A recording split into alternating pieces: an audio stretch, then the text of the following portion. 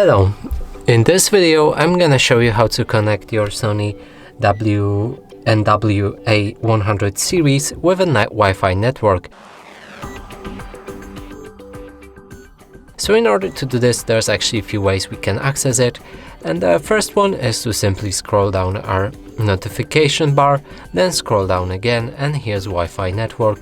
We'll need to hold our finger onto it, and that way we'll open Wi-Fi settings. Second way is to open our settings. So first we'll need to locate them, and mine are located when I pop up this menu right here. There's a settings button. Now find networks and internet. Go for Wi-Fi, make sure that Wi-Fi is enabled, and right here you'll be able to pick whichever Wi-Fi network you want to connect to. So now let's wait till they appear. I'm gonna pick that one, enter your password.